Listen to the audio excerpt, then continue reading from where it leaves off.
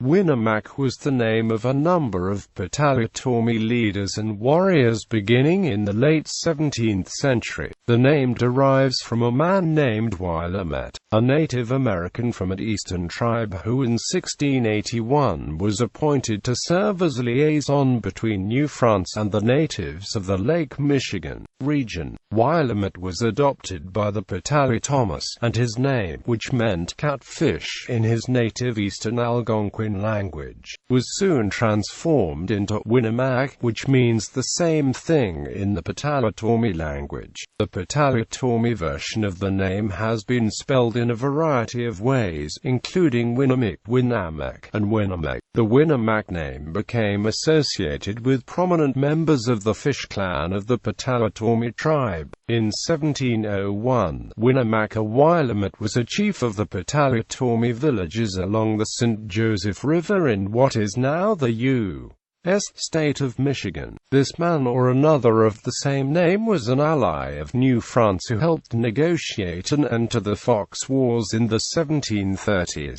Two other Winnemacs were prominent during the War of 1812. One was active opponent of the United States, while the other was a U.S. ally. These two Winnemacs have often been confused with each other. Wilamet. In 1681, a group of Native Americans from several Algonquin tribes of New England accompanied French explorer René Robert Cavelier, Sieur de La Salle, on an expedition to the west. One of these natives, Wilamet, was appointed by La Salle to serve as a liaison between New France and the natives of the Lake Michigan region. Wilamet was adopted by the Potawatomis, and his name, which meant catfish in his native Eastern Algonquin language, was eventually transformed into Winnemac, which means the same thing in the Potawatomi language. Before long, he was recognized by the French as the chief of the Potawatomi villages along the St. Joseph River in what is now the U.S. state of Michigan. Wilamet was therefore not a traditional Potawatomi leader, but was instead a chief appointed by the French. French-appointed chiefs were a common feature of the Franco-Indian alliance, according to historian Richard White, as the French singled out certain leaders to be the channels by which French power entered the villages. They created a new kind of chief which can best be distinguished as an alliance chief. Wilamet helped La Salle promote French policies while countering Iroquois influence in the Lake Michigan region. In 1694, a man named Winamek, probably the same Wilamet, led 30 Potawatomis in an expedition under Cadillac against the Iroquois. In 1701, Wilamet and Onanguise,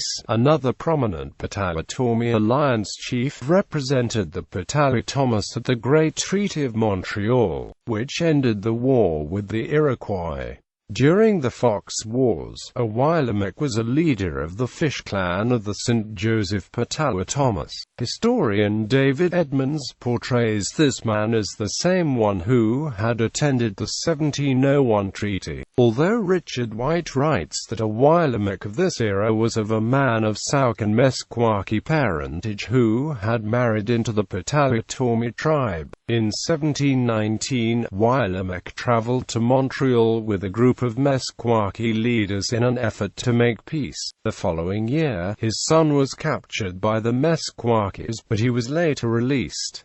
War of 1812 era. During the War of 1812 era, the Potawatomis, like other tribes, were divided over whether to oppose the expansion of the United States or to seek peaceful accommodation. Two men named Winnemac were prominent in this era. One was an active opponent of the United States, while the other became a U.S. ally. These two men have often been confused with each other. American historians have often distinguished them by referring to the anti-American or hostile Winamek and the pro-American or friendly Winamek. Anti-American Winnemac. The anti-American Winnemac was a Potawatomi leader who first appears in the historical record in 1810. That year, while returning from an unsuccessful raid against the Osages. Winnamac's party stole horses from some white Illinois settlers. The settlers pursued the raiders, and the Potawatomis attacked, killing 4 men. Governor Ninian Edwards demanded that the Potawatomis surrender the raiders, but Chief Gomo informed U.S. officials that the raiders had gone to Prophet's Town in Indiana, headquarters of the anti-American resistance movement led by the Shawnee Prophet and his brother Tecumseh, along with Chiefs Shabona and Wabanzi. Winnemac led the Potawatomi contingent against the Americans at the Battle of Tippecanoe at Prophet's Town in 1811. Winnemac began the organization for the 1812 siege of Fort Wayne. Late in August, Winnemac called together a war party from northern Indiana and Michigan. First attempting to convince Captain Rear of the friendly intent, they sought entry to the post. Rebuffed. On August 28, 1812, the warriors killed a clerk who left the post for the Ohio. What followed were occasional firing of outbuildings and shots aimed at any and all movement seen from the outside. On September 4, Winnemac approached under a flag of truce. Making no offer, Winnemac found the fort susceptible to attack. The next day, 2 soldiers were killed outside the fort. Late in the afternoon, Winnemac approached the fort with a small delegation and sought admittance to see the commander. Inside, they were heavily guarded, ending the ploy to kill the commander and attack from inside. The following day, September 6, saw the greatest action in the siege, but without help, the fort could not be taken. On September 11, a relief column under Governor Harrison arrived from Piqua and the siege ended. After the siege of Fort Wayne, Winnemac served as a scout under British Indian agent Matthew Elliott. On November 22, 1812, Winnemac was with a scouting party that captured several Indians, including Shawnee Chief Logan, a U.S. ally. Winnemac was killed in an exchange of gunfire when Logan and his companions escaped. Logan died later from his wounds. Pro-American Winnemac. The pro-American Winamek was a chief from the Tippecanoe Potawatomi on the Wabash. Beginning in 1807, he and 5 medals and Topanabe continued to ask the American government for agricultural help. The equipment that was sent was never used, as only these chiefs were interested in agriculture, not the people. In 1807, President Monroe wanted to acquire more Indian land. A council was called at Fort Wayne, Indiana, September. Winnemac led the Potawatomi delegation. When the other chiefs and the Miami refused to negotiate land cessions, it was Winnemac who persuaded first the Miami and then the Potawatomi to agree to the cession. When 3 million acres were agreed to, none were lands of the Potawatomi. Winnemac and the Potawatomi received a generous share of the payment for these lands. The months following the treaty found Winnemac at Detroit settling disputes for the lands in northwest Ohio. Because of the Fort Wayne Treaty, discontent was growing and the number of warriors at Prophet's Town was increasing. Winnemac provided information to Governor Harrison on the plans and activities at Prophet's Town. Harrison invited the Prophet to Washington and in June, Tecumseh led a delegation to Vincennes to meet with Harrison. Here, Tecumseh denounced Winnemac as a black dog for supporting the American interests. Through the winter of 1811 to 1812, Potawatomi raids were launched against settlements in southern Indiana and Illinois. To end the destruction, councils were held at Cahokia and Vincennes. Winnemac and 5 medals assured the agents that the few anti-American warriors were not representative of the Potawatomi. Because of the influence of the pro-British chiefs, Winnemac and 5 medals refused a trip to Washington. Tecumseh the Shawnee spoke at the council blaming Winnemac and 5 medals for not controlling the warriors.